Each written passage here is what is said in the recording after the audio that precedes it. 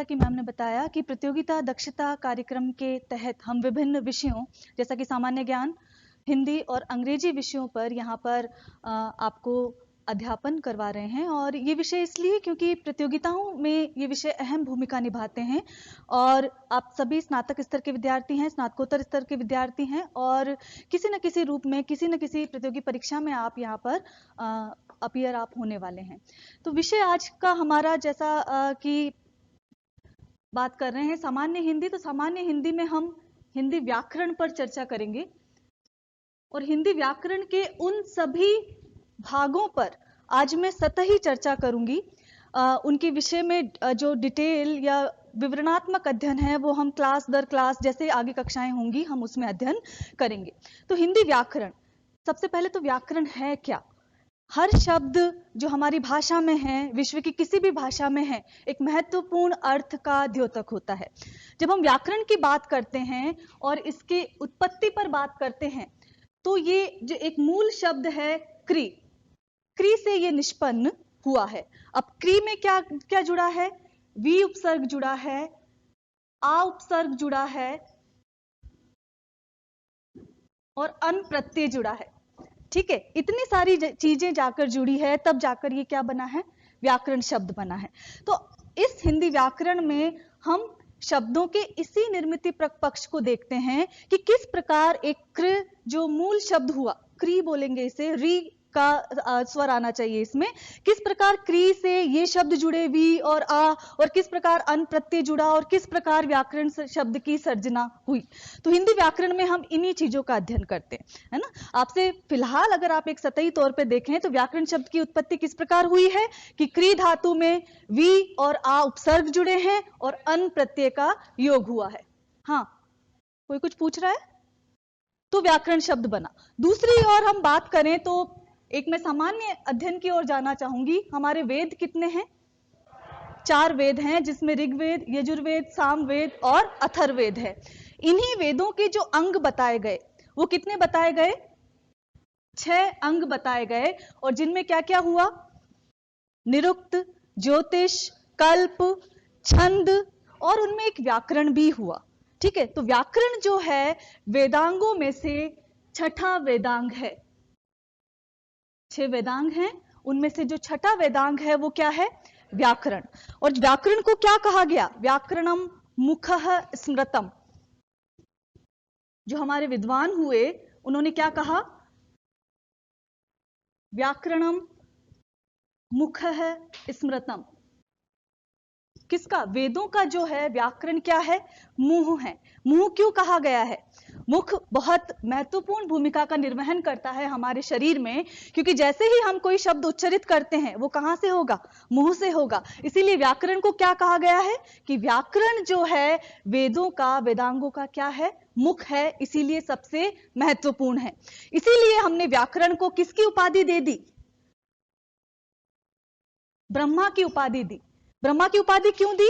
क्योंकि ब्रह्मा क्या कहते हैं? एको अहम बहुश्यामी, एक हूं मैं और मैंने जिधर जिधर दृष्टि डाली उधर विभिन्न रूपों में सृष्टि का निर्माण हो गया। तो इसी प्रकार एक कोई शब्द होता है, मूल शब्द, उसमें हम विभिन्न प्रत्यय जोड़कर, विभिन्न उपसर्ग जोड़कर, संधि जोड़कर और उसका समास करके नाना अर्थों के अनेक शब्द हम बना सकते हैं।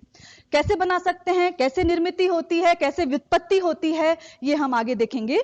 जब हम बात करते हैं व्याकरण की, तो व्याकरण को समझने के लिए मैं इस पूरी व्याकरण को 2 भागों में बांट देती हूं। ठीक है, उससे अध्ययन में सरलता हो जाएगी। तो अगर हम पहला पक्ष देखें तो वो हो जाएगा शब्द व्युत्पत्ति पक्ष। ठीक है, शब्द का जो उत्पत्ति पक्ष है वो शब्द व्युत्पत्ति पक्ष कहलाता है। अब यहां पर मैंने व्युत्पत्ति शब्द लिखा। इस व्युत्पत्ति शब्द के पर्याय, समानार्थी बहुत सारे शब्दकोश में दे रखे हैं। अगर इन्हीं में जाने तो मैंने यहां पर उत्पत्ति क्यों नहीं लिखा, मैंने यहां पर निष्पत्ति क्यों नहीं लिखा, और मैंने यहां क्यों व्युत्पत्ति लिखा? ये 3 शब्द हैं। मैं ये भी लिख सकती थी कि शब्द का उत्पत्ति पक्ष, मैं ये भी लिख सकती थी कि शब्द का निष्पत्ति पक्ष, पर मैंने लिखा शब्द का व्युत्पत्ति पक्ष। तो यहाँ पर इनका मूल अंतर जानना आवश्यक है। देखिए, हम यहाँ पर नहीं कहते कि हमारे यहाँ एक बालक निष्पन्न हुआ है, नहीं कहते ना, हम कहते हैं हमारे यहाँ एक बालक उत्पन्न हुआ है। तो मनुष्य जो है या अन्य जीव जो है उनकी उत्पत्ति होती है। इसी तरह निष्पत्ति जो है, रस जो है वो निष्पन्न होता है। जो रस आपने चाहे वो अम्ल, तिक्त, कषाय, ये जितने भी रस होते हैं वो आप जैसे ही पाचन पदार्थों का सेवन करेंगे पाचक रस की उत्पत्ति होगी ना, तो रस निष्पन्न होता है। या काव्य शास्त्रीय रस जो है वो क्या होता है, निष्पन्न होता है। इसी तरह शब्द क्या होता है, व्युत्पन्न होता है, निर्मित होता है, किसी विशेष प्रक्रिया से गुजरकर व्युत्पन्न होता है। इसीलिए आप ये नहीं लिख सकते कि शब्द उत्पत्ति पक्ष। उस समय आपको ध्यान रखना पड़ेगा कि क्या उत्पत्ति तो किसकी होती है, किसी जीव की होती है, शब्द की उत्पत्ति नहीं होती। क्यों? क्योंकि वो अचेतन है। ठीक, हालांकि वो अलग बात है कि हमने शब्द को ब्रह्मा कहा है, शब्द को ईश्वर कहा है, लेकिन इन तीन शब्दों का अर्थ आपको जानना आवश्यक है। तो शब्द व्युत्पत्ति पक्ष। दूसरा, हमने इसी शब्द व्युत्पत्ति पक्ष को कहा शब्द संरचना के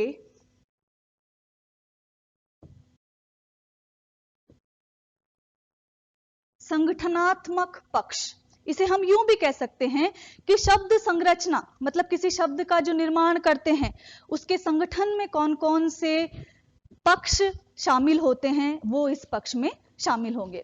अब इसमें क्या होगा, कैसे निर्मित होंगे शब्द, उनके लिए मैं इन्हें 4 भागों में बांट देती हूं, जहां हम इसमें देखेंगे। पहला है उपसर्ग,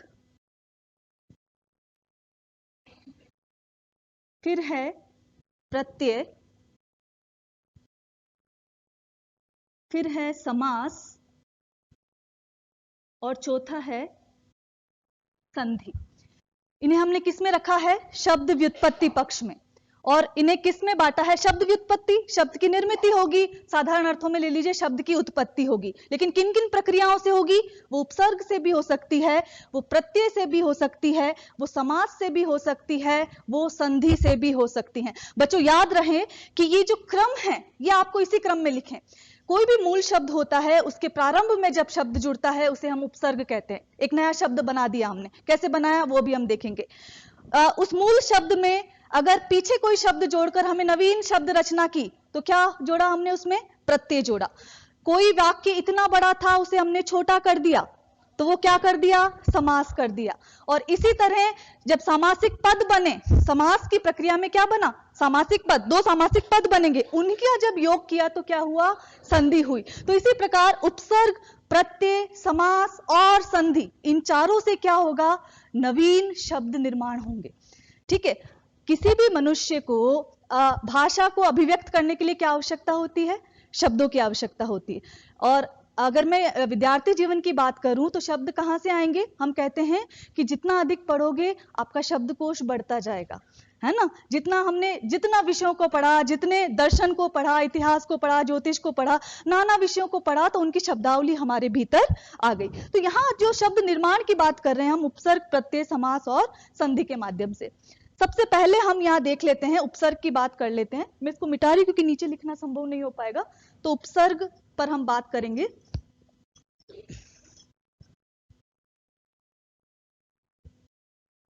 शब्द व्युत्पत्ति पक्ष में बात कर रहे हैं हम, और किसकी बात कर रहे हैं पहले,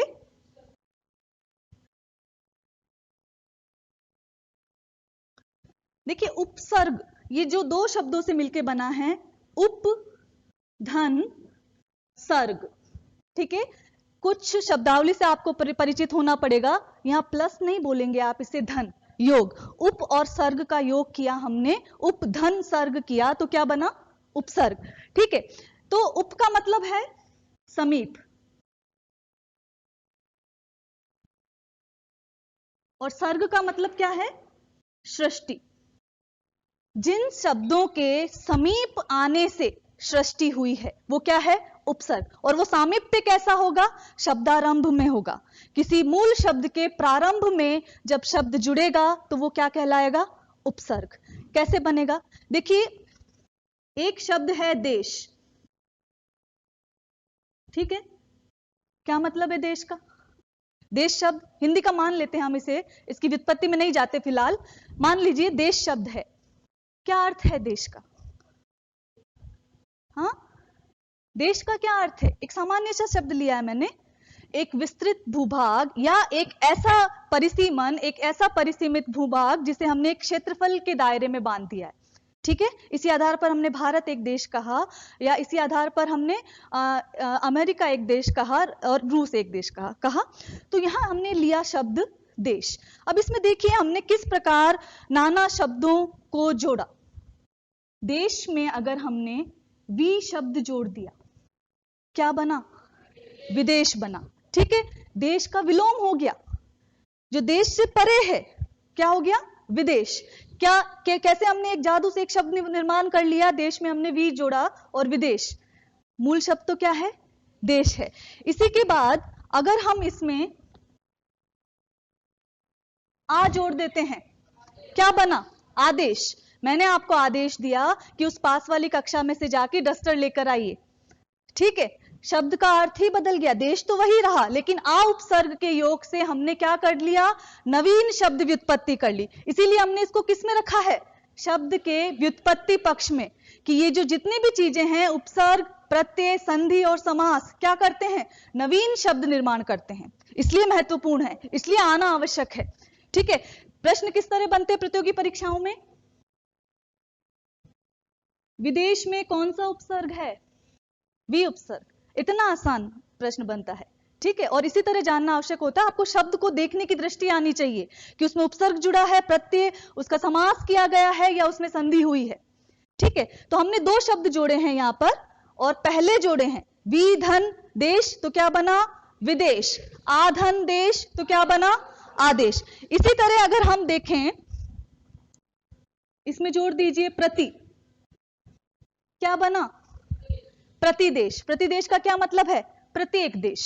ठीक है, जैसे प्रति धन एक करा तो प्रत्येक, वहां पर संधि हो गई है, तो यहां क्या बना? प्रतिदेश, प्रत्येक देश। ठीक है, देश से हमने तीन शब्द बना लिए, विदेश, आदेश और प्रतिदेश। इसी तरह अगर हम सम उपसर्ग जोड़ें तो क्या बनेगा?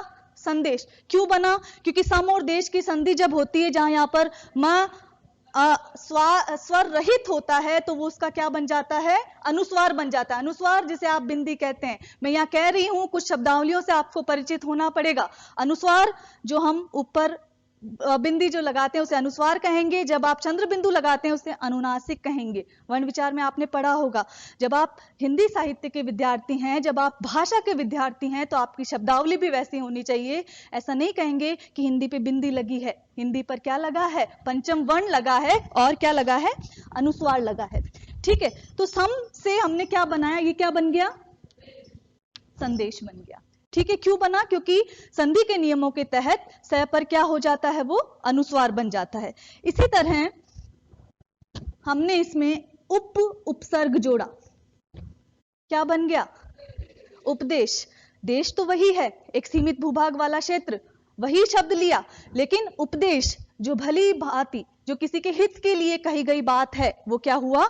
उपदेश। इसी तरह हमने इसमें अप उपसर्ग जोड़ा, क्या बन गया? अपदेश। क्या अर्थ हुआ? अर्थ भी ध्यान होना चाहिए। अपदेश, उपदेश का विलोम है अपदेश। जो किसी की हानि के लिए जो बात कही गई है वो क्या है? अपदेश है। इसी तरह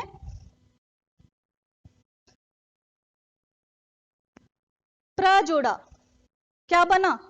प्रदेश।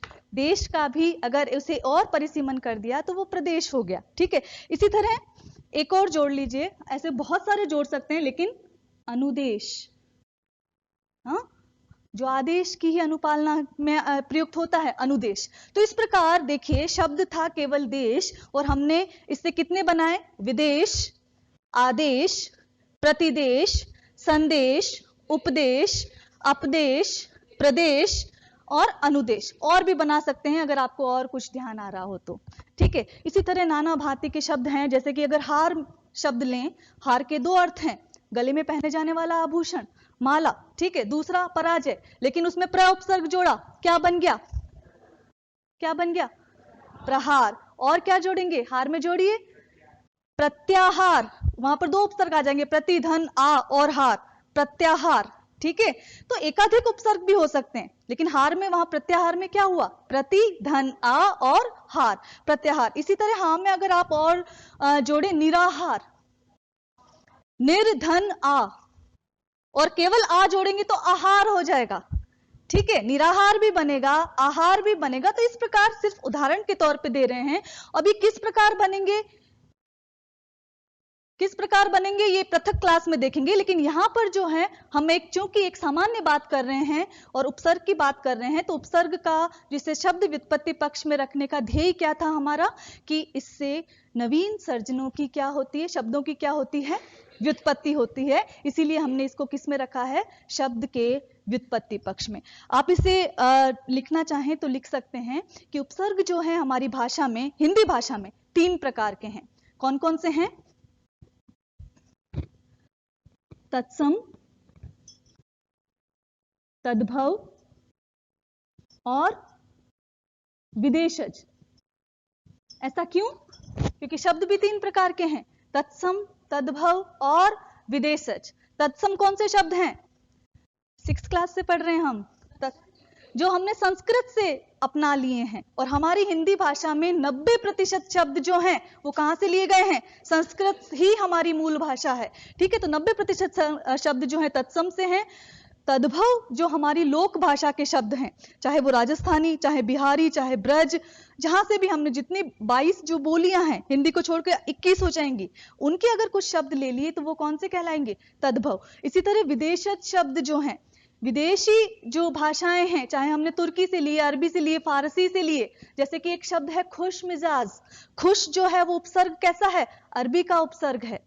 ठीक है, एक और इतर बात करते हैं, खबर से हमने खुश जोड़ा तो क्या बना, खुश खबर। पर हम बोलते हैं क्या खुश खबर, हाँ नहीं बोलते, हम क्या बोलते हैं, खुशखबरी है कि प्रतियोगिता दक्षता कार्यक्रम प्रारंभ हो गया है, ये कहते हैं, यही कहते हैं, ये गलत कहते हैं। खुशखबरी जैसी कोई चीज हिंदी में नहीं होती। सही शब्द है खुश खबर। खबरी तो खबर लेने वाला, लेकर जो आया है वो उसे कहते हैं। तो ये गलत प्रयोग होता है, आप अखबारों में पढ़ते हैं या कहीं भी पढ़ते हैं, ये गलत प्रयोग है। होना क्या चाहिए, खुश खबर। तो आज से कौन सा शब्द प्रयोग में लेंगे, खुश खबर। ठीक है, तो खुश खबरी जहां भी मिले आप जान जाएंगे कि वहां कुछ दाल में काला है। तो ये खुश खबर है कि प्रतियोगिता दक्षता कार्यक्रम प्रारंभ हुआ है। ठीक है, तो ये खुश, हम बात कर रहे थे खुश पर, और हम बात कर रहे थे विदेशज उपसर्ग की। ठीक है, यहां एक और नियम है कि जब उपसर्ग किसी शब्द के साथ जुड़ेगा तो वो उसी प्रकृति का होना चाहिए। कैसे, अगर तत्सम उपसर्ग जुड़ता है तो तत्सम शब्द ही होना चाहिए। ठीक है, तद्भव उपसर्ग जुड़ेगा तो वो तद्भव शब्द के साथ ही जुड़ेगा। ठीक है, और इसी तरह विदेशज, खुश खबर जोड़ा, ना खबर हमारा है ना खुश हमारा है, विदेशी शब्द हैं दोनों जुड़े, खुश मिजाज बना। ठीक है, दोनों अरबी शब्द हैं। तो शब्दों की प्रकृति एक होनी चाहिए जब जहां तत्सम, तद्भव और विदेशज शब्दों का निर्माण कर रहे हैं हम, और इन्हीं उपसर्गों का निर्माण कर रहे हैं। ठीक है, तो हमने उपसर्ग में देखा आज जो व्युत्पत्ति पक्ष का जो पहला पक्ष है वो उपसर्ग है। उपसर्ग मतलब जहां शब्दों के समीप आने से नए शब्दों की सृष्टि हो जाए, और वो सामीप्य कैसा है, शब्दारंभ में पहले जुड़ेगा। शब्द के आरंभ में कोई शब्द जुड़े, नवीन शब्द योजना हो, नवीन शब्दों की सर्ग मतलब सृष्टि हो, तो वो उपसर्ग कहलाएगा। हमने एक उदाहरण देखा देश, और इससे विभिन्न शब्द बनाए, विदेश, आदेश, प्रतिदेश, संदेश, उपदेश, अपदेश, प्रदेश और अनुदेश। कोई समस्या, कुछ पूछना है यहां पर, बढ़े आगे। ठीक है, हाँ, प्रदेश देखिए, हर शब्द के 2 अर्थ होते हैं, एक संकुचित अर्थ होता है, एक विस्तृत अर्थ होता है। ठीक है, अगर हम हिंदी की बात करेंगे तो हिंदी हमारी राष्ट्रभाषा है। ठीक है, लेकिन हिंदी 22 बोलियों में से एक बोली है। ठीक है, तो इसी तरह प्रदेश की बात अगर हम वैज्ञानिक तौर पे करें और अगर हिंदी की दृष्टि से करें तो देश के भीतर आने वाला जो एक निश्चित भूभाग है वो प्रदेश। जैसे कि राजस्थान भारत का क्या है, प्रदेश है। राजस्थान भारत का देश है ऐसा नहीं कह सकते, तो उसका परिसीमन और हो जाता है। ठीक है, विशिष्ट मतलब प्रकृष्ट रूप से जिसे देखा गया हो, देश का मतलब एक अर्थ देखना भी होता है, तो जिसे प्रकृष्ट रूप से, विशेष रूप से देखा गया है। तो हमने उस भारत में से एक विशेष क्षेत्र जो कि राजस्थान है उसे विशेष रूप से देखा, तो हमने क्या कह दिया, प्रदेश। ठीक है, तो प्रदेश, जैसे कि ये जो प्रदेश है महाविद्यालय का एक प्रदेश आपके लिए ई क्लास के लिए यहाँ पर बना दिया गया है। ठीक, तो ये अंतर है। तो ये हमने देखा उपसर्ग के लिए। आगे जो शब्द का व्युत्पत्ति पक्ष है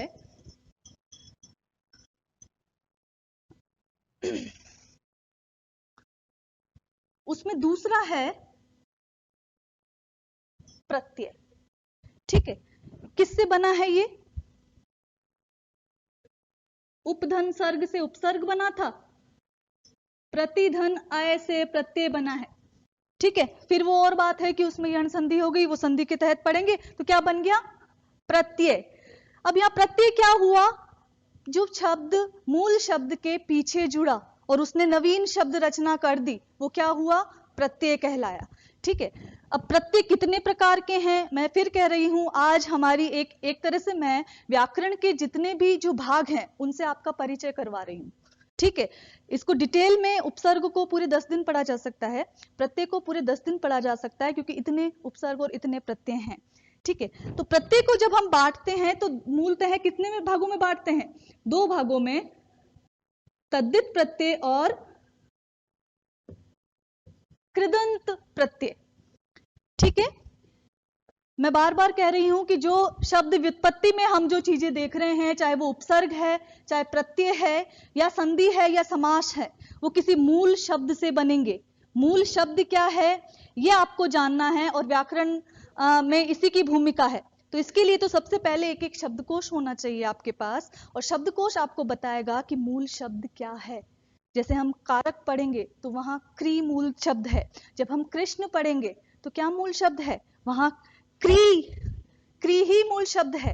ठीक है, तो ये मूल शब्द कैसे बना वो आपको शब्दकोश के जैसे जैसे आप भाषा के शब्दों के निकट आएंगे वैसे वैसे आप ये जानेंगे। अभ्यास, अभ्यासेव कर्मेषु कौशलम कहा गया है ना, अभ्यास कर्म है, तो उसके लिए अभ्यास करना पड़ेगा आपको। तो यहां पर हम जब प्रत्यय की बात कर रहे हैं तो प्रत्यय में मैंने बताया तद्धित और कृदंत 2 प्रकार के प्रत्यय हैं, और तद्धित जो प्रत्यय हैं वो किससे बनते हैं? संज्ञा शब्द में जुड़ने से बनेंगे, विशेषण में जुड़ने से बनेंगे, और क्रिया में जुड़ने से बनेंगे। या आप संक्षेप में लिख लें, तद्धित प्रत्यय का निर्माण कैसे होगा? या तो वो किसी संज्ञा, जैसे कि हमने कुंती से बनाया कौनते, कुंती क्या है? किसी का नाम है, नाम क्या है? संज्ञा, तो वो संज्ञा से बनेगा, या विशेषण से बनेगा, या फिर किससे बनेगा? क्रिया से बनेगा। और इसी तरह जब हम देखें कृदंत जो है,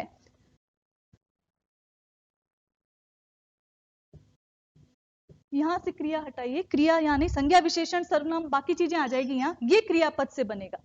ठीक है, जैसे कि कृदंत पद्य में हमने लिखा लड़ना क्रिया है। ठीक है, उससे हमने बना दिया लड़ाकू, पढ़ना पढ़ाकू। ठीक है, झगड़ा क्रिया है, 2 लोग झगड़ रहे हैं तो क्या बनाया? झगड़ालू। ठीक है, तो इस प्रकार के जो होंगे वो कृदंत प्रत्यय कहलाएंगे।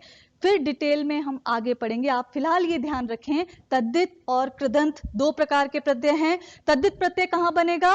जहां संज्ञा और विशेषण शब्दों से हम प्रत्ययों का निर्माण करेंगे, तो वो कौन से कहलाएंगे? तद्धित। और कृदंत जब क्रियापद जहां आ जाएं। ठीक है, पद क्या होता है? एक सामान्य सी बात है, शब्द के बारे में हम पढ़ रहे हैं। कोई भी शब्द जब हम वाक्य में प्रयुक्त कर देते हैं वो पद कहलाएगा। ठीक है, राम यहां बैठा है, राम शब्द नहीं है, राम पद है, बैठा या क्रिया है। ठीक है, ये सारी जो भी वाक्य में प्रयुक्त हो गया वो पद कहलाएगा। उसका उस समय उसका जो स्टेटस है वो बदल गया। ठीक है, और क्या हो गया? पद में वो रूपांतरित हो गया। तो कोई भी शब्द पद में, इसीलिए हमने लिखा क्रियापद, कंफ्यूज होने की जरूरत नहीं, क्रिया शब्द एक ही बात है।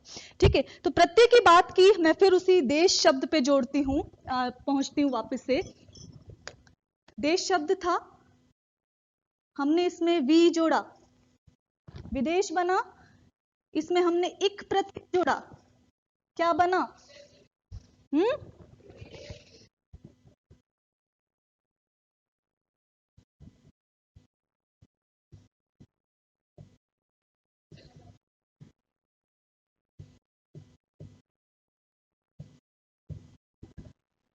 प्रश्न आएगा कि विदेश में इक प्रत्यय जोड़ने से कौन सा शब्द बना है?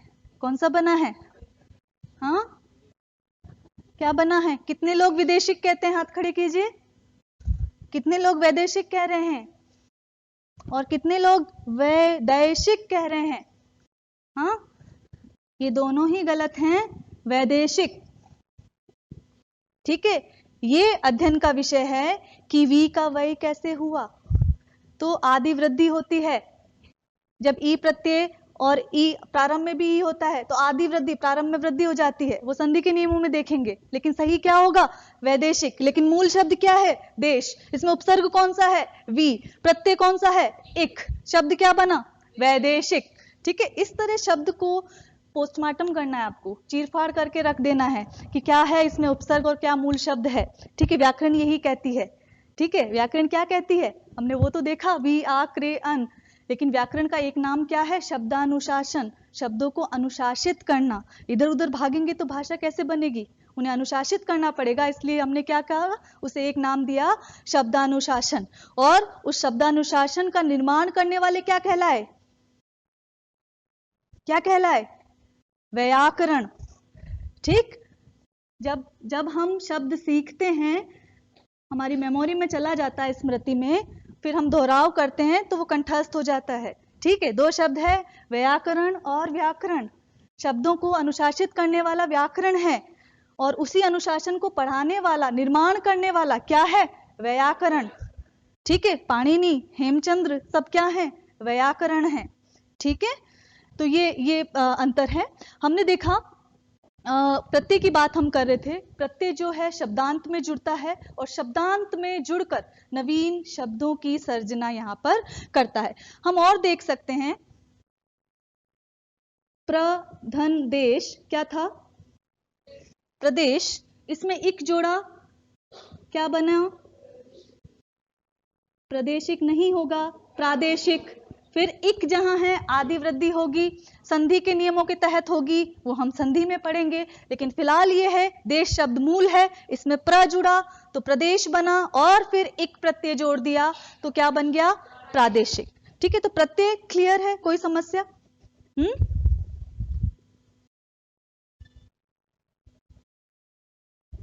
तो यहां पर भी बात वही है, कृदंत और तद्दित दो बात की थी हमने। लेकिन बात यहां पर भी वही है कि तत्सम प्रत्यय भी होते हैं, तत्सव भी होंगे, विदेशज भी होंगे। और वो किस प्रकार होंगे वो स्वतंत्र कक्षा में हम देखेंगे। तो अभी हमने शब्द व्युत्पत्ति पक्षों में जिन दो खंडों का जिक्र किया वो है उपसर्ग और प्रत्यय। ठीक है, तीसरा जो भाग है वो है समास। ठीक है, समास को अगर सरल शब्दावली में बांटें तो सम और आस, जिसे हमने पास पास स्थापित कर दिया है, वो समास है। ठीक है, अगर मैं कोई इतना बड़ा वाक्य बोलती हूं और उस वाक्य को मैंने इतना कर दिया, वो मैंने समास कर दिया। ठीक है, उस इतनी बड़ी चीज को मैंने क्या कहा? विग्रह। ठीक है, और जो इतनी सी चीज करी उसको क्या कह दिया? समस्त पद। ठीक, और उस प्रक्रिया को, उस विग्रह की प्रक्रिया को सामासिक प्रक्रिया कहा। तो तीन चीजें देखी हैं इस समास में। जो शब्द महत्वपूर्ण हैं, विग्रह, जैसे जैसे षट है आनंद जिसका, ये विग्रह है। ठीक है, उदाहरण देखिए, षट है आनंद जिसका। अगर मैं आज ऐसे बोलूं कि मैं आज सुबह षट है आनंद जिसका उसके मंदिर गई थी, कितनी अजीब हो जाएगी हमारी भाषा, है ना? तो उस भाषा को रोचक बनाने के लिए हमने क्या किया? जो अनावश्यक शब्द हैं वो हटा दिए। कैसे? हे हटाया, जिसका हटा दिया। ठीक, षट धन आनंद किया, योग से ट का ड बना और क्या बन गया? षडानन। तो मैं ये कह सकती हूं, मैं षडानन के मंदिर गई थी, कह सकती हूं ना? हाँ, इसी तरह अगर मैं कहूं कि जिसका, मैं उसके मंदिर गई थी जिसका गज के समान आनन है, हाँ, तो मैं गजानन के मंदिर गई थी, ऐसे ही कहूंगी ना। ऐसे ही हमने विभिन्न शब्दों की, मैं लंबोदर, लंबा है उधर जिसका, उसके मंदिर गई थी, ऐसे तो नहीं कहेंगे ना हम। तो भाषा को ये जो लघुता है, ये लघुता, संक्षिप्तता जो है, वो एक भाषा का बहुत महत्वपूर्ण गुण होता है। ठीक है, कैसे होता है एक हम उदाहरण फिर देखते हैं। तो मैं पहले ये बात कर रही थी कि जो जो विस्तृत शब्द है वो विग्रह कहलाएगा। जब हमने छठ और आनंद लिखा तो क्या कहलाएगा? सामासिक पद कहलाएगा।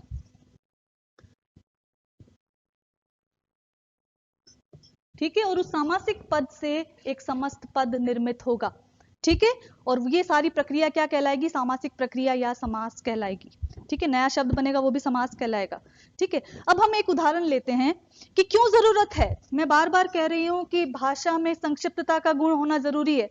फर्स्ट ईयर की जनरल हिंदी में आपके कोर्स में भी है संक्षिप्तीकरण।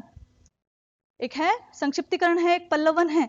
एक बड़ा सा एक पेज का पैराग्राफ दे दिया जाएगा आपको, पूरा उसका संक्षिप्तीकरण कीजिए। तो संक्षिप्तीकरण में ऐसे ही सामासिक पदों की जरूरत होती है कि बड़ी बात को छोटे शब्दों में कह दिया जाए। वो बहुत कम बोलता है। हमने क्या कहा? मितभाषी, एक अलग शब्द, हालांकि वो अलग बात हो गई, लेकिन है इसी संक्षिप्तीकरण की प्रक्रिया का हिस्सा। ठीक है, तो एक उदाहरण लेते हैं कि राजा का पुत्र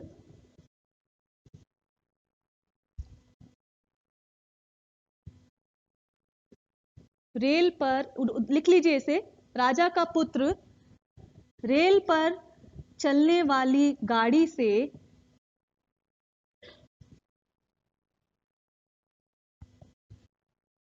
36 गढ़ों वाले देश के समूह में जा रहा है। ठीक है, हमने एक वाक्य लिखा, राजा का पुत्र रेल पर चलने वाली गाड़ी से 36 गढ़ों वाले देश के समूह में जा रहा है। क्या लिखा है हमने? राजा का पुत्र रेल पर चलने वाली गाड़ी से 36 गढ़ों वाले देश के समूह में जा रहा है। नहीं, वो रेल ही कहलाती है, पटरी। ठीक, राजा का पुत्र रेल पर चलने वाली गाड़ी से 36 गढ़ों वाले देश के समूह में जा रहा है। ठीक है, अब यहां पर इतना बड़ा वाक्य तो नहीं लिखूंगी मैं, मेरी भाषा रोचक ही नहीं बहुत, मुझे तो ग्राम्य भाषा कह दी जाएगी। इसलिए हमने भाषा को क्या रोचकता प्रदान करने के लिए किन शब्दों का निर्माण किया? समास का निर्माण किया। जैसे कि हम पहले देखते हैं, राजा का पुत्र। ठीक है, मैं बार बार ये बात कह रही हूं, चाहे उपसर्ग हो, चाहे प्रत्यय हो, चाहे समास हो, चाहे संधि हो, उनका निर्माण कहां से होता है? मूल शब्दों से। जब हम राजा शब्द पर बात करेंगे तो इसका मूल शब्द क्या है? राज। कैसे? राजन मूल शब्द है। संस्कृत का जो मूल शब्द है वो राजन है। राजन से राजा निर्मित हुआ है, लेकिन हम कहते कोई नहीं है कि राजन आ रहे हैं, हम राजा आ रहा है। ठीक है, तो राजन से ये बना है। वो अलग बात है कि जब संधि होगी तो न का लोप हो जाएगा, जिसे हम बाद में कहते हैं न लोप संधि। न का लोप हो गया, जैसे आदि वृद्धि संधि कही, वैसे न लोप संधि। तो यहाँ राजा का पुत्र में हमें अनावश्यक क्या लग रहा है? का को हटा दीजिए। ठीक है, राजन और पुत्र, जब इनकी संधि की हमने, ठीक है, तो न का लोप हो गया और क्या बन गया? राजपुत्र। तीन शब्दों का हमने क्या शब्द निर्मित कर दिया? एक, राजपुत्र। ठीक है, राजपुत्र रेल पर चलने वाली गाड़ी, कौन सी? रेलगाड़ी। उसे एक शब्द हमने दे दिया, रेलगाड़ी। तो राजपुत्र रेलगाड़ी से एज इट इज रहेगा। क्यों? क्योंकि करण कारक है वहां पर, किससे जा रहा है? से। तो रेलगाड़ी से, फिर है 36 गढ़ों वाले देश के समूह। छत्तीसगढ़, जो छत्तीसगढ़ नाम है, एक प्रदेश है भारत का, तो छत्तीसगढ़ वहां पर क्यों? क्योंकि छत्तीसगढ़ है वहां पर, तो उसे क्या कहा गया? हमने छत्तीसगढ़ कहा। तो छत्तीसगढ़ में जा रहा है। क्या हो गया? राजपुत्र रेलगाड़ी से कहां जा रहा है?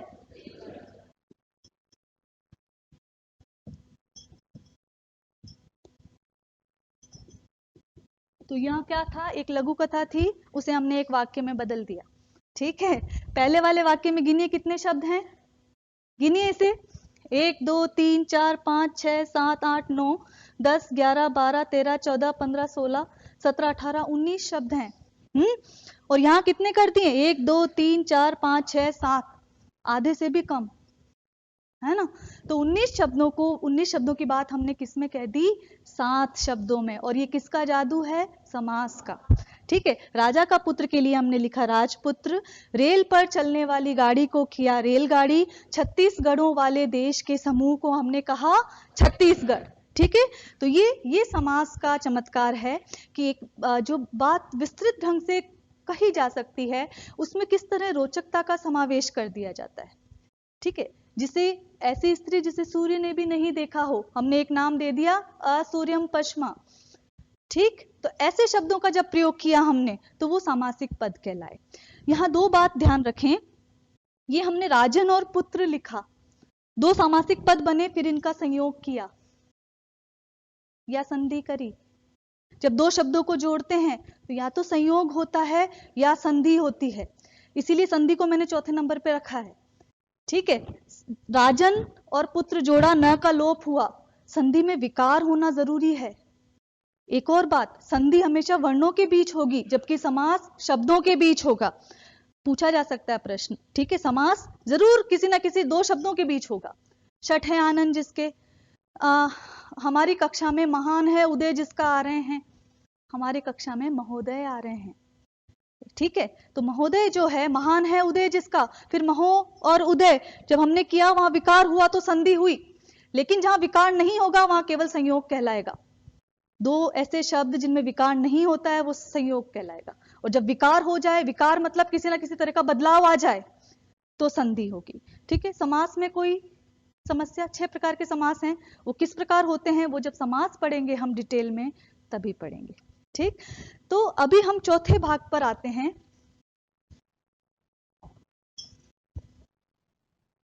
संधि।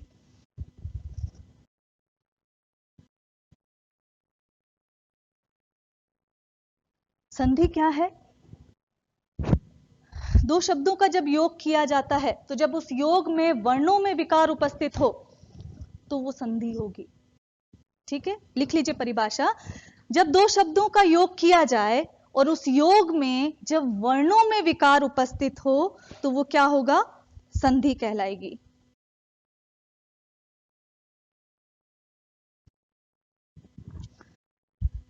जैसे कि एक उदाहरण ले लेते हैं, वर्णों में विकार होना चाहिए, जब वर्णों में विकार हो तो वो क्या कहलाएगा? संधि कहलाएगा। तो 2 शब्दों का हमने योग किया और उनके योग करने से जब किसी वर्ण में विकार हुआ, वर्ण क्या है, शब्द क्या है, पद क्या है, वाक्य क्या है? वर्ण विचार आपने पढ़ा है, स्वर और व्यंजन जो है वो क्या कहलाते हैं?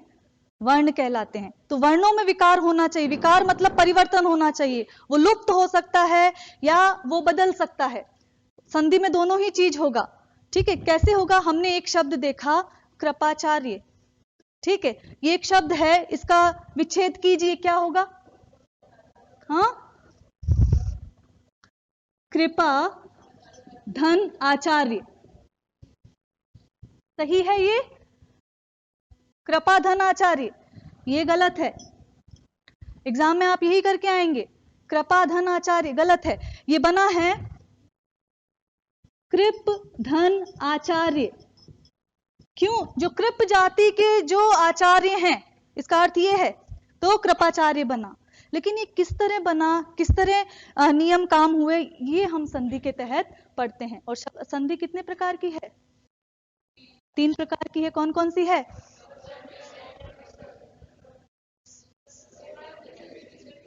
और व्यंजन संधि। लिख लीजिए, संधि 3 प्रकार की है, स्वर, व्यंजन और विसर्ग संधि। तो 2 तो हमने वर्णों के प्रकार ही देखे हैं, कौन से हैं? स्वर और व्यंजन। तीसरा जो विसर्ग का आगमन जहां हो जाए वो विसर्ग संधि। अब ये किस प्रकार से होता है? चागम, आगम, छागम। और व्यंजन संधि में हम देखेंगे कि तृतीय वर्ण का जो आगमन होता है उस हिसाब से, तो विभिन्न भेद हैं, वो हम संधि में देखेंगे। ठीक है। लेकिन हमने जो मूल बात कही थी वो क्या थी? शब्द का व्युत्पत्ति पक्ष। और इन चारों ही चीजों से जिसको हमने रखा, ये 4 कुशल चितेरे जो हैं, जिन्हें हमने उपसर्ग नाम दिया, प्रत्यय नाम दिया, समास नाम दिया या संधि नाम दिया, वो क्या कर रहे हैं? नवीन शब्दों की क्या कर रहे हैं? व्युत्पत्ति, ना निष्पत्ति कर रहे हैं ना उत्पत्ति, क्योंकि आप वैज्ञानिक ढंग से सोचेंगे, इसलिए अर्थ भले ही उसका उत्पत्ति हो, निर्मिति कर रहे हैं, लेकिन वहां क्या हो रही है, शब्द की निर्मिति। हमने देश शब्द से देखा विदेश, फिर वैदेशिक बना, फिर ये कैसे जुड़ा, वी और देश अगर जुड़ा तो ये संधि हुई विदेश, वैदेशिक जब बना तो वहां संधि के नियम आ गए, ठीक है। तो ये संधि बना, फिर समास बीच में हमने देखा किस प्रकार हुआ। तो ये 4 चीजें हैं।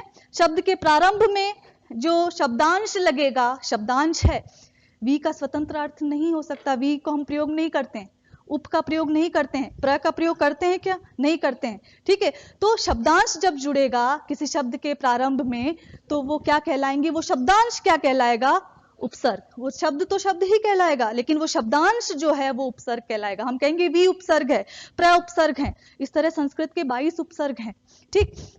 प्रत्येक वो मूल शब्दांश जो मूल शब्द के पीछे जुड़ेगा, तो शब्द तो मूल शब्द तो बीच में रहा, उपसर्ग आगे जुड़ गया, प्रत्यय पीछे जुड़ गया, ठीक है। फिर उन्हें जोड़कर बहुत सारे शब्दों को हमने जब छोटा कर दिया, वो क्या कहलाया, समास।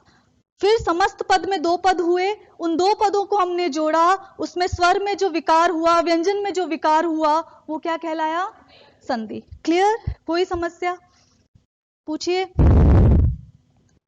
हाँ, नहीं पूछना है, आगे बढ़े। तो मैं हिंदी व्याकरण को 2 भागों में बांट रही थी। पहला था शब्द का व्युत्पत्ति पक्ष या शब्द संरचना के संगठनात्मक पक्ष, संरचना, निर्माण, संगठन जो उसके घटक हैं, उन पक्षों पे बात की, और वो कौन से थे, 4, संधि, उपसर्ग, प्रत्यय, समास और संधि। इसी क्रम में आपको याद रखना है, तो एक वैज्ञानिकता रहेगी, ठीक। अब जो दूसरा पक्ष है उसे हमने नाम दिया शब्द विश्लेषणात्मक पक्ष।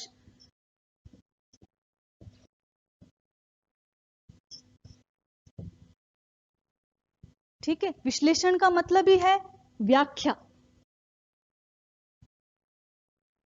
ठीक है। क्या हुआ, यहां से हमें पका पकाया माल मिला, वहां हमने उसको ईंट को लगा दिया, ठीक है। इनसे हमने जो शब्द बनाए, वहां से हमने भाषा जब गढ़ी, जब हमने वाक्य बनाया, ठीक है। फिर उस वाक्य में कौन कौन से पद बने, उस पद को क्या नाम दिया, उनमें क्या परिवर्तन हुए, उस आधार पर हमने इसे नाम दिया शब्द का विश्लेषणात्मक पक्ष। और इस विश्लेषणात्मक पक्ष में हमने क्या क्या 3 भागों में बांट लीजिए, विकारी, अविकारी और विकारक, ठीक। विकारी, अविकारी और विकारक, ये हटा दूं मैं, इसकी कोई आवश्यकता नहीं है। शब्द विश्लेषणात्मक पक्ष या व्याख्यात्मक पक्ष पर हम बात कर रहे हैं, और उसमें भी पहले बात कर रहे हैं विकारी। देखिए, पद लिखूंगी मैं, शब्द ना लिखें, क्योंकि शब्द जब वाक्य में प्रयुक्त हो जाता है क्या कहलाता है, पद। तो शब्द विश्लेषणात्मक पक्ष का पहला भाग है विकारी पद। अब सबसे पहले तो हम इसी शब्द की बात करें कि कैसे निर्मित हुआ। तो मूल आप देखेंगे तो मूल शब्द तो क्र है, ठीक है। फिर इसका अ जुड़ा, फिर अर हुआ, और फिर आर हुआ, और ऐसे विकारी बना, ठीक है। वो डिटेल की बात है, आप सोच लीजिए कारी शब्द है, ठीक है। हालांकि इसका भी पोस्टमार्टम जैसे मैंने किया था वैसा है, ठीक है। तो कारी में वी जोड़ा, विकारी, जो परिवर्तन उत्पन्न करता है, ठीक है, वो क्या कहलाता है, विकारी। तो ऐसे पद जिनमें परिवर्तन हो जाता है, ठीक है, वो क्या कहलाएंगे, विकारी। अविकारी, जिसमें किसी भी अन्य व्याकरणिक पद से कोई परिवर्तन नहीं होता, वो क्या कहलाएंगे, अविकारी। और इसी तरह विकारक, जो इस परिवर्तन के उत्तरदायी होते हैं, वो विकारक कहलाएंगे, जैसे लिंग वचन, ठीक है। तो वो क्या कहलाएंगे, विकारक कहलाएंगे। जैसे कि मैंने कहा, वह लड़की जा रही है, ठीक है, लड़की स्त्रीलिंग शब्द है, उसके हिसाब से क्रिया बदल गई, जा रही हो गई। अगर मैं कहती वह लड़का जा रहा है, तो क्रिया रहा हो जाती, तो वहां बदल रही है, ठीक है। तो अब इसमें क्या क्या चीजें आएंगी वो आप देखो। जब विकारी में हम देखते हैं, तो विकारी में संज्ञा, सर्वनाम, क्रिया और विशेषण। ठीक है, ये शब्दों में विकार उत्पन्न होता है। व्याकरण के ये जो 4 शब्द हैं, जो किसी वाक्य के भाग हैं, पद हैं, चाहे वो संज्ञा पद हो, चाहे सर्वनाम पद हो, चाहे क्रिया पद हो या विशेषण पद हो, इनमें विकार उत्पन्न होता है। किसी न किसी तरह विकार उत्पन्न हो जाता है, तो ये क्या कहलाते हैं? विकारी पद। फिलहाल आपको यही ध्यान, क्योंकि प्रश्न ये भी पूछा जा सकता है, 4 विकल्प दे दिए जाएंगे, इनमें से कौन सा अविकारी है, इनमें कौन सा विकारक है, इनमें से कौन सा विकारी है। ठीक है, तो विकारी को कितने हुए? 4 हुए, संज्ञा, सर्वनाम, क्रिया और विशेषण। दूसरा है अविकारी, जिनमें विकार उत्पन्न नहीं होता। ठीक है, इनमें जो है समुच्चय बोधक जो शब्द होते हैं या संबंध सूचक शब्द जो हैं, ठीक है, उनमें विकार नहीं होता। ठीक है, वो कैसे होगा? वो जब हम अलग पढ़ेंगे पूरा ये विषय, तब जब अविकारी पढ़ेंगे तब वो आप पढ़ेंगे। तो आप ये देख लें, संबंध सूचक, एक उदाहरण लिख लें, ये अविकारी पद का उदाहरण है कि संबंध सूचक जो पद होते हैं उनमें विकार उत्पन्न नहीं होता। फिर जो है विकारक, जो तीसरी कैटेगरी है, विकारक, इनमें कौन कौन होगा? लिंग होगा सबसे पहले, लिखिए लिंग, वचन, सॉरी विकारक है ये, लिंग, वचन, कारक और काल। काल, समय, उसके हिसाब से भी विकार उत्पन्न होता है। तो लिंग, वचन, कारक और काल, ये 4 क्या हैं? विकारक है। तो इसे ही हम इन विकारी, अविकारी और विकारक का हम अध्ययन किसमें करेंगे? शब्द के विश्लेषणात्मक पक्ष में। तो आज हमने देखा कि जो व्याकरण है उसे हमने 2 भागों में बांटा। पहला हमने शब्द व्युत्पत्ति पक्ष देखा और दूसरा शब्द का विश्लेषणात्मक पक्ष। एक में हमने नवीन शब्दों की सर्जना की, फिर उन शब्दों को हमने कैसे प्रयुक्त किया उसको देखेंगे हम शब्द विश्लेषणात्मक पक्ष में। आगे वाली कक्षाओं में इन्हीं विषयों को हम एक एक करके उठाएंगे। जैसे पहले उपसर्ग प्रकरण लेंगे। उपसर्ग में हमने देखा वह शब्दांश जो किसी मूल शब्द के कहाँ जुड़ता है? प्रारंभ में जुड़ता है। याद, यही देश वाला उदाहरण रखिए, या हार वाला, प्रहार कीजिए सीधा। ठीक है, या और क्या करेंगे? आहार कर लीजिए, भूख लग रही है तो। ठीक है, प्रत्याहार कर सकते हैं, अध्याहार कर सकते हैं। तो इस तरह हमने जो शब्दों का निर्माण किया वो उपसर्ग में किया। उससे प्रत्यय जो शब्द के पीछे जुड़ा, वह शब्दांश जो किसी मूल शब्द के पीछे जुड़ता है, और नवीन शब्दों की सर्जना, अर्थ भिन्न होगा, ठीक है, वो प्रत्यय कहलाएगा। और उसके बाद हमने समास, एक विशिष्ट वाक्य रचना को जो बहुत विस्तार के साथ थी, उसे अगर हमने संक्षिप्त रूप प्रदान कर दिया तो वो क्या हुआ? समास। सम आस, पास पास रख दिया शब्दों को, लेकिन उस शब्दों को रखने में एक अनुशासन जरूर काम कर रहा है, शब्दानुशासन, इसीलिए व्याकरण का पाठ है। ठीक है, फिर हमने सबसे अंत में क्या किया? जब समस्त पद बन गया तो उसकी संधि की। तो यही क्रम होता है शब्दों के निर्माण का, उपसर्ग, प्रत्यय, उसके बाद समास और उसके बाद संधि। और इसे हमने किस में रखा? जो व्याकरण का पहला भाग था, शब्द व्युत्पत्ति पक्ष या शब्द निर्मिति के संगठनात्मक तत्व। दूसरा जो था शब्द विश्लेषणात्मक पक्ष, उसमें विकारी, अविकारी और विकारक। विकारी, वी मतलब विशेष रूप से, कार परिवर्तन करने वाले या परिवर्तन हो जाता है जिसमें, वो विकारी, जिसमें हमने 4 चीजें लिखी। कौन कौन सी? संज्ञा, सर्वनाम, क्रिया और विशेषण। ठीक है, वह मोटी लड़की है, वह मोटा लड़का है, बदला हमने, मोटी मोटा विशेषण था, बदल गया, वह पतला पतली। इसी तरह जो गोरा गोरी, जो ये शब्द बदले, विकार हुआ है वहां पर। ठीक है, तो विशेषण शब्दों में विकार होता है, संज्ञा शब्दों में सर्वनाम, क्रिया। और इनमें किस कारण से विकार होता है? लिंग, वचन, कारक और काल के हिसाब से विकार होता है। ठीक है, अविकारी संबंध सूचक में कोई विकार नहीं होगा। ठीक है, तो ये जो है वो किस में कहलाएंगे? शब्द विश्लेषणात्मक पक्ष में। आप आगे वाली कक्षाओं में इन्हीं दोनों पक्षों के हर एक खंड का सिलसिलेवार और विस्तार से अध्ययन करेंगे। आपका कोई प्रश्न है, कोई जिज्ञासा है तो आप पूछ सकते हैं। जिज्ञासा बोला है मैंने। क्या इसमें कोई वर्ण की परिभाषा? वर्ण विचार आपने नहीं पढ़ा है? वर्ण विचार पढ़ा है?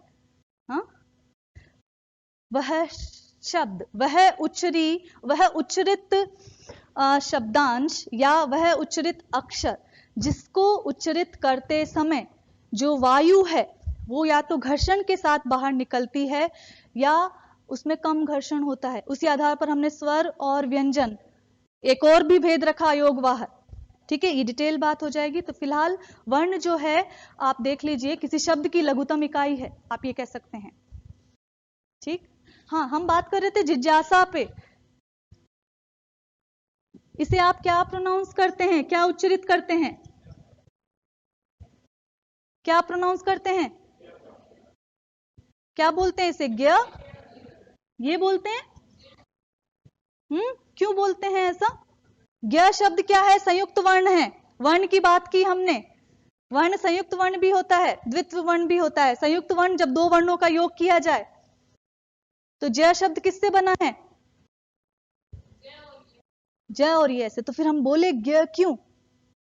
हाँ, इसीलिए जय बोलिए, वो प्रचलन में आ गया है, इसलिए वो है। जब हम बोलेंगे तो जिज्ञासा होना चाहिए।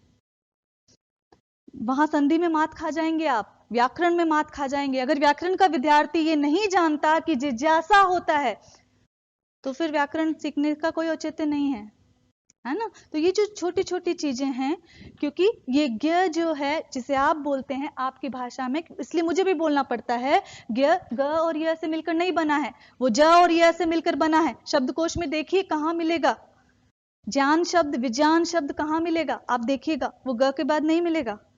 ठीक, ज में मिलेगा। तो ये ध्यान रहे, ये ज के योग से निर्मिति हुई है इसकी, ज और य के योग से।